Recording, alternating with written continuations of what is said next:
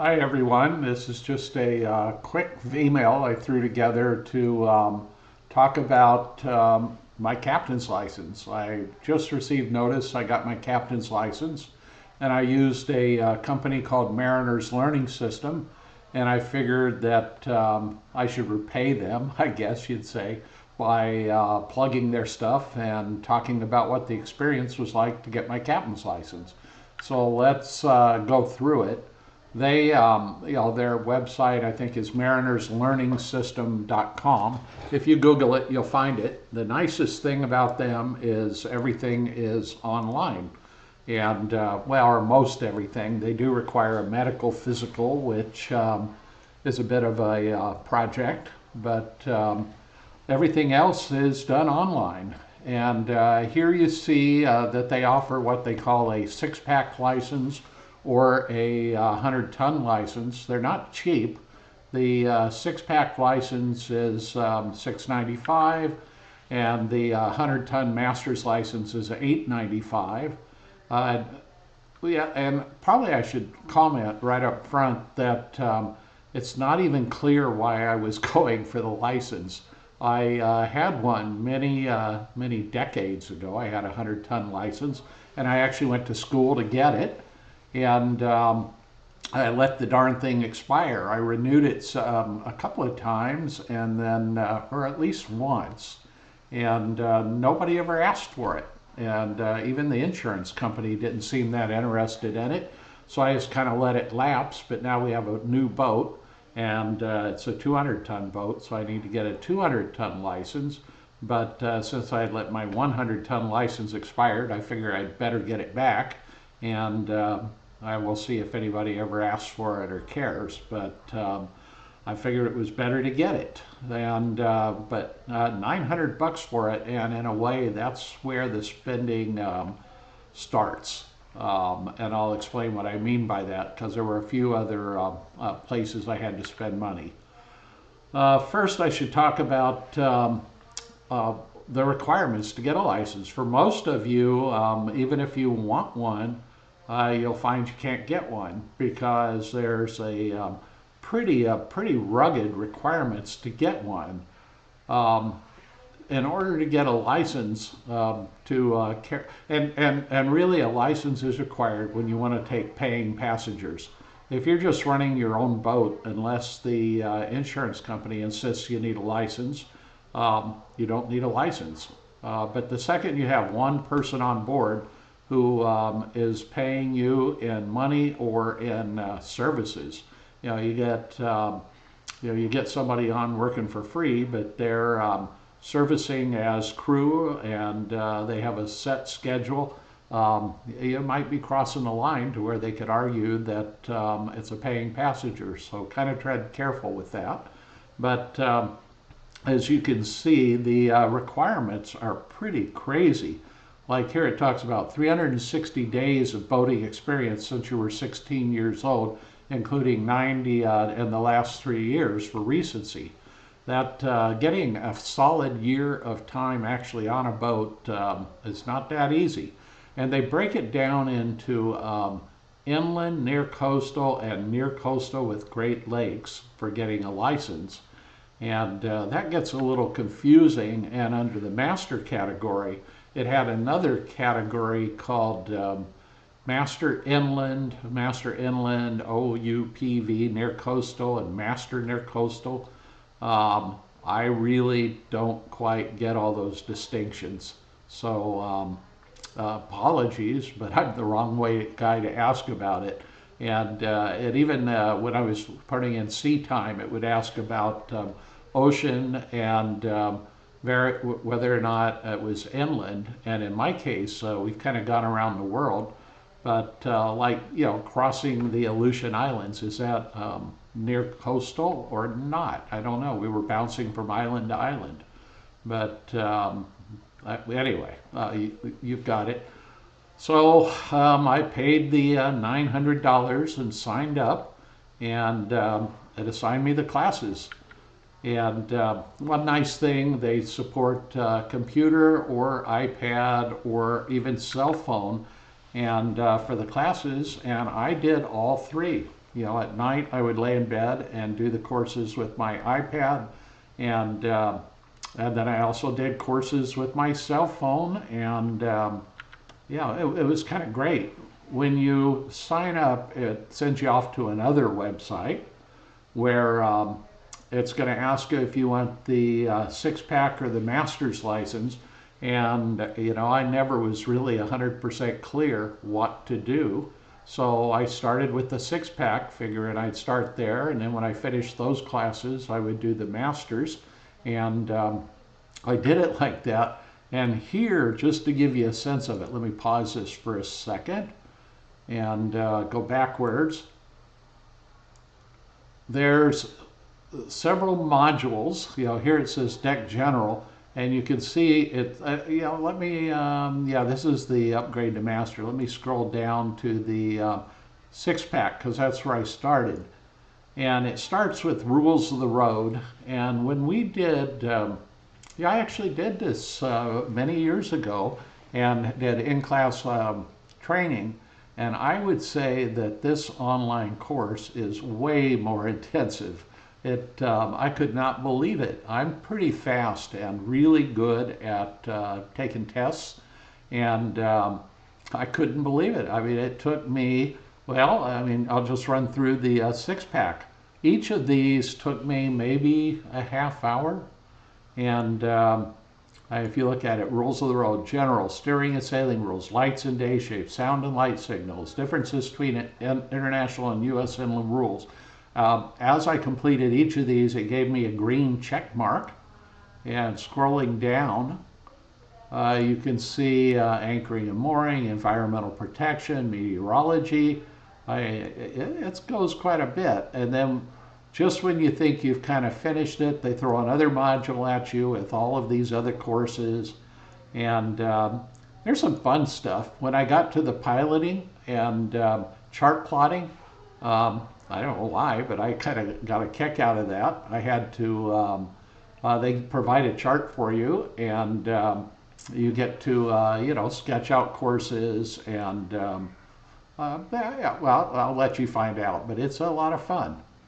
And up here under the Upgrade to Master program, there was some stuff I thought was kind of silly that as I guess you'd call me a recreational boater, I'm never ever going to do, where some of the better sections for that,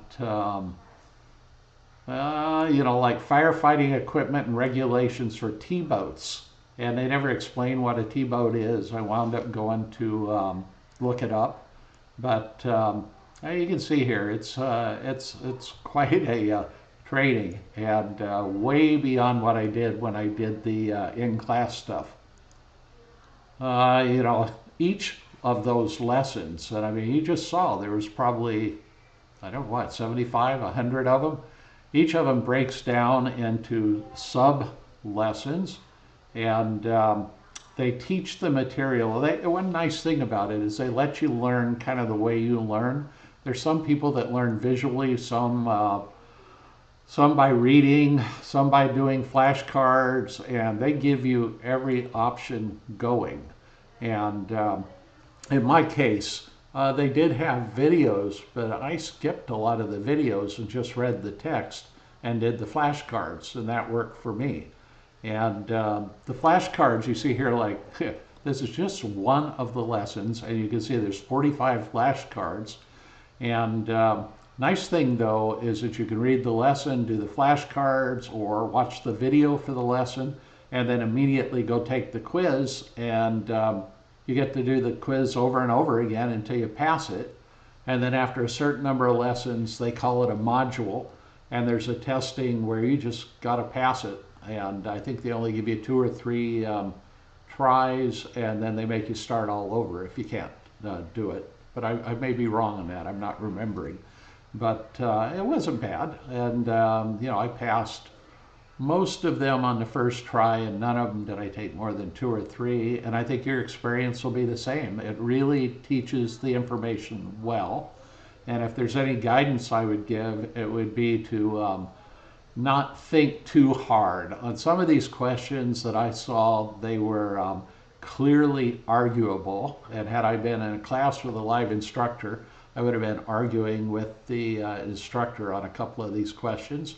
But just go with the flow, learn it the way they do, learn the answers they want. They tend to be, the same questions on the final test as were asked in the modules, and that works good. Here's an example of one. I think it has a video. Yeah, let me play the video just to show you a little of what it is. You can see they're little videos, but you can go big. I took most of this stuff sitting in our home theater and had it up on my big screen and kicked back. It took me probably 20 hours, 30 hours of time to get through all the training. It was not fast and easy, but it was, well, when I say it wasn't easy, it actually wasn't too bad. And I enjoyed it, and it went quickly.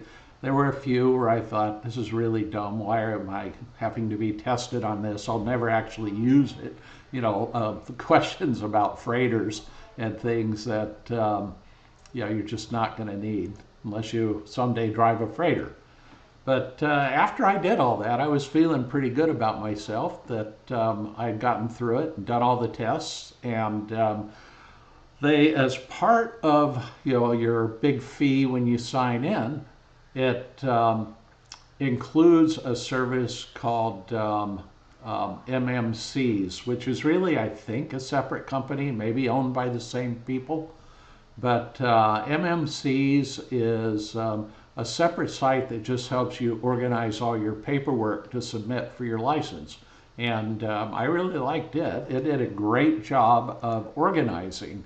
You can see here on the left, when you sign up for it, it gives you a place to put in your C service. It gives you, under My Documents, you can put in all your various boats. You can type in all your C time online.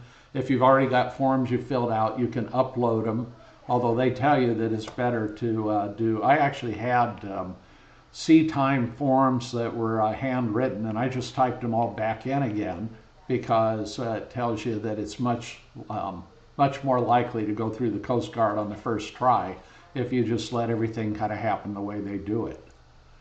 There were some confusing screens, like this screen that says license guidance. I did it, and let me slow that down and start it over so that you can see. Here you can see it, and it makes no sense to me. I wanted a 100-ton license, and it says like 131 watts needed. I haven't the vaguest idea what they're talking about.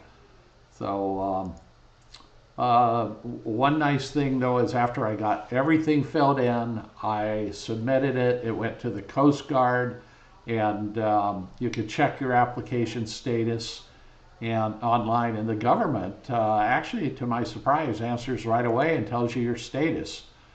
And I forgot, at MMCs, it's going to be asking you to take the Coast Guard, or the first aid training and CPR. And once again, I could do that online to my great surprise. They even tested me online. So I did everything, and then via Zoom call, I was able to do the testing. And Roberta and I happen to live on a small island, and there's no easy way to get the training here. So being able to do it online made life much easier for me. Here's an example of the what do you want to call it, C time, and it did ask me to upload. In my case, I mean, for most of you, you'll be running on somebody else's boat, and you'll have to have them sign off on your forms, although I never saw a place for a signature. You really just need like it says here, you need the title for the vessel or a copy of the certificate of documentation. I don't know what would have happened if I'd said no, or what it would have asked for. So I'll have to pass on that one. All my sea time is here. And in my case, because it's got 27 countries or something, I think they probably didn't know what to do when it spanned a whole lot of different boats and a whole lot of different countries. But and I almost kind of felt cheated in that all of my time was driving a boat around and doing all this stuff, and yet they don't really. In fact, there's no place on the form where it asked what position I served. And I got the impression that had I been a deckhand on a freighter and doing runs back and forth between Seattle and Hong Kong every week, that I had easily racked up on the time and never had to step in the helm of a boat. And I may be wrong on that, but that's what it seemed like as I was filling out all these forms. Um, Ultimately, you have to complete everything. You see here, it issued little diplomas as I completed the different modules.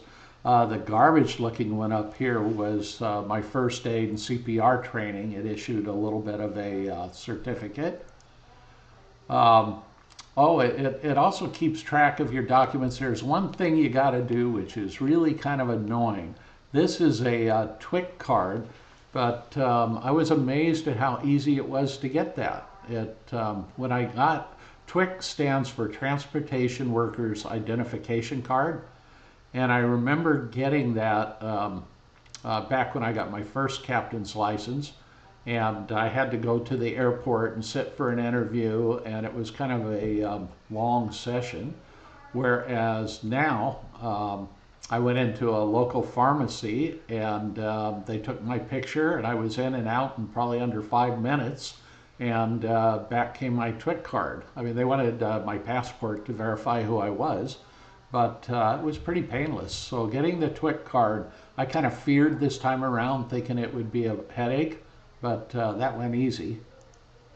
I did have to go find a LabCorp. I mean, there's no way around it. To get drug tested, you have to go find a place to get drug tested. And in my case, it was actually pretty easy. I just signed up online at LabCorp, and once again, there was some more money. At with MMCs, I think they charged me another $300 or something for their I don't know what they called it, fancy service, where they would shepherd things all the way through to the other end. And I paid it, hoping that something good would happen. And I don't know if I got anything extra or if I hadn't paid it or not. And I don't remember what the blood test and drug test cost. But, there was a few bucks there. My guess is in addition to the $895 that I paid up front, that I spent another maybe $1,000. No, not that much. Maybe $500 in addition on various testing. I also had to go to a doctor, but the medical form was actually pretty easy. He didn't do much of an inspection beyond a blood test. So there was a hearing test, and truth is, I flunked the hearing test, so I have to go back for another hearing test. Although they say that they've mailed my well, I assume 100-ton license. Here you see in MMCs, once you filed everything, it shows you the actual steps that your license is going through, and it tells me I got my license. You see my C days, 589. I did ask them about could I get a 200-ton license, and they wrote me back and said you need 720 days of sea time. So I still got some more days I got to put in. And, recency days is only 38 in the last 3 years, which is embarrassing. But it's because we've been working on getting a new boat. So that kind of slowed us down here recently. And this is the email I got back. I mentioned that you can ask the Coast Guard for what your status is, and immediately it tells you. And here it says that they call it MMC for Marine Merchant. I'm not sure what it stands for. Merchant Mariner something renewal. It says approved to print, which is just basically saying, yep, you got it. And that's it. I don't know if this was any help to anybody who's considering it, but I hope it was. And thank you.